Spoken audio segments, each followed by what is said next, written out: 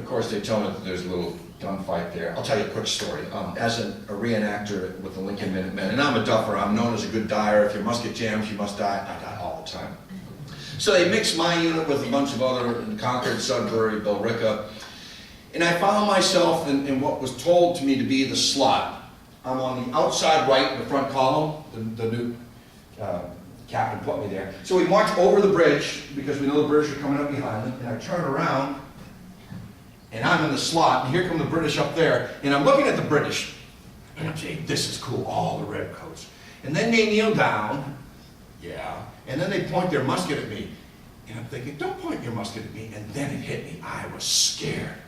I flashed back to that day, and I realized I was going to be the first to die. Click, my musket jams, and I fell over.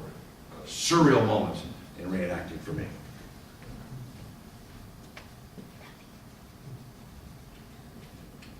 Oops, I want to go back. This is plate number 3. This is the engagement at the North Bridge in Concord. As you can see, colonists marched over, formed up over here, and that would have been me. So the retreat from Concord and Lexington. British ranking officers, Colonel Francis Smith has a leg wound, and Major John Pitcairn has been thrown from his horse and he's injured. The command is in disarray, the orders are unclear, and there's a deadly colonial fusillade upon them.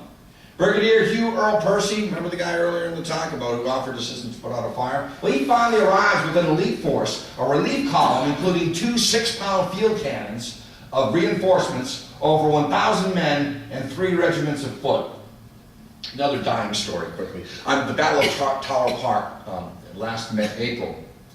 I died first. I had a spectacular fall. I separated my shoulder, but they bring the cannons up. Oh my, the din of these cannons. They shook the ground. I'm lying there as they were firing these cannons. My word, loud, concussion. Well, Percy takes Monroe Tavern as a temporary headquarters. They recovered Smith's exhausted vanguard in total disarray. Provincial marksmen now took up positions in the tree line and behind any natural cover. They pour sniper fire indiscriminately onto the massing British forces. We didn't play by the rules. Well, Percy orders gunners to destroy any homes or buildings suspected of housing these snipers. In the town's meeting house and several area homes are pounded by cannon. The Barnes house and barn, Loring's house, that's a familiar name in Framingham, Deacon's house, clockmaker Mulligan's house, and a workshop containing all of his tools are set alight. I think 6 buildings were burned in total. I've seen 7 someplace, but I'm relying on the data that I got from the Mass Historical Society. And now I call this the Lexington burnout. You can see the smoke rising along the path there, and the house to the right side on fire. During this covering action, the soldiers afoot set barns and hay piles ablaze. They used the smoke haze to maneuver in and reposition 2 key offensive points to bolster their salient defenses.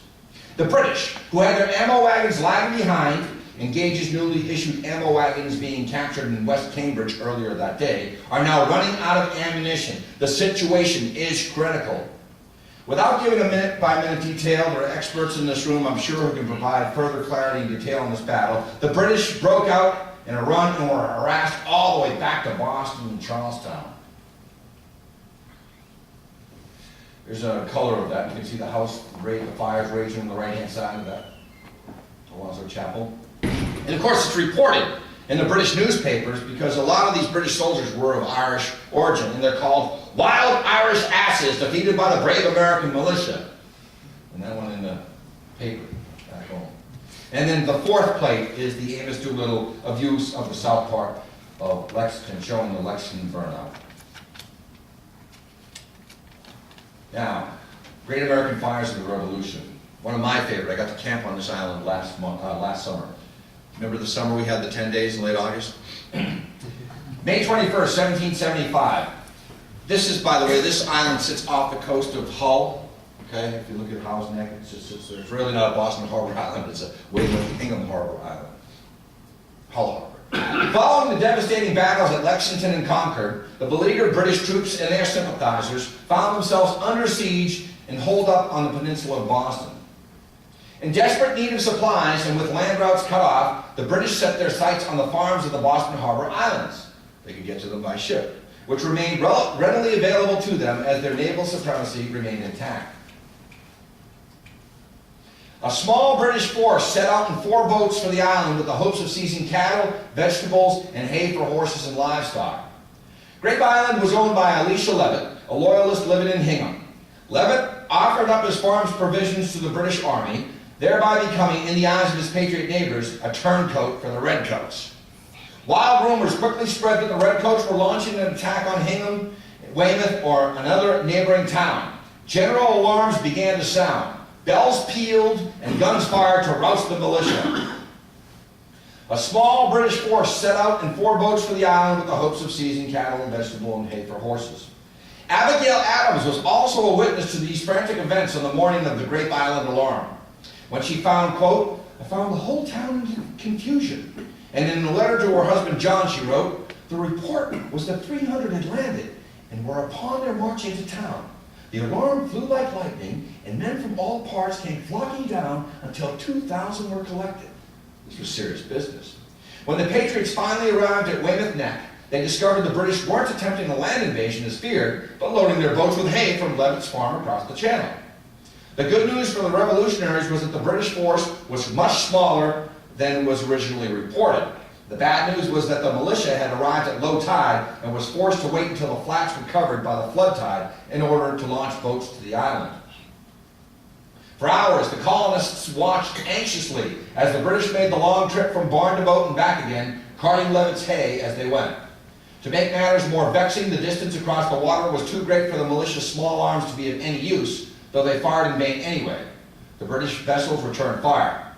Finally, the tide was high enough for the colonists to attack, but no sooner had the Americans launched their boats than the British returned to their ships and set sail for Boston with the few tons of hay that they had removed. The colonists, exchanging fire with the retreating Redcoats, landed on Grape Island and proceeded to burn Levitt's barn to the ground, along with its remaining 70 to 80 tons of hay. That's a lot of hay. Levitt's cattle were spared, but relocated to the mainland. They were taken. Amazingly, there were no casualties. And now, the burning of Charlestown. June 17, 1775. The HMS Falcon, Symmetry, Somerset, Glasgow, and Lively, which had 78 guns, rolled quietly in the water as shovels, picks, and spades are at work creating a redoubt atop Breed's Hill. At around 4:35 a.m., a lookout aboard HMS Lively spotted the entrenchments, quote, "full of the heads of men who were not British." The ship's master, Thomas Bishop, immediately gives command to bombard the breastworks. Word is sent to Admiral Graves, who orders an immediate ceasefire. After viewing the bulwarks through a spyglass from the Christchurch steeple, General Gage has the orders countermanded and reissues the orders to bombard the fortification. Shots ring out, and the Battle of Breed's Hill begins. Meanwhile, over in Charlestown, General William Howe, in his blood-stained uniform and his personal staff wiped out, gives a controversial order. This order helps Lieutenant Colonel Pickett on the left wing with his grand assault. When 38 companies under Lieutenant Colonel Robert Pickett were assembling for their role as the left wing in the grand assault, they came under a hellacious crossfire from 3 colonial militias deployed in abandoned buildings in Charlestown, acting as a screen for Colonel William Prescott's garrison. Charlestown is called the Neck. The population had been reduced by 50%, down from 4,000 people before April 19th to 2,000 after April 19th, as many chose to flee Charlestown as the British had retreated there to Boston and the surrounding countryside with their valuables. Howe commands Admiral Thomas Graves to unleash a naval barrage upon the Neck to dislodge the contingent of colonial harassers. Graves asked Howe if he could use incendiary ammunition. Howe did not object. Pickett also wanted to start a house-to-house search for the militia and then torch those houses. Graves gave the approval.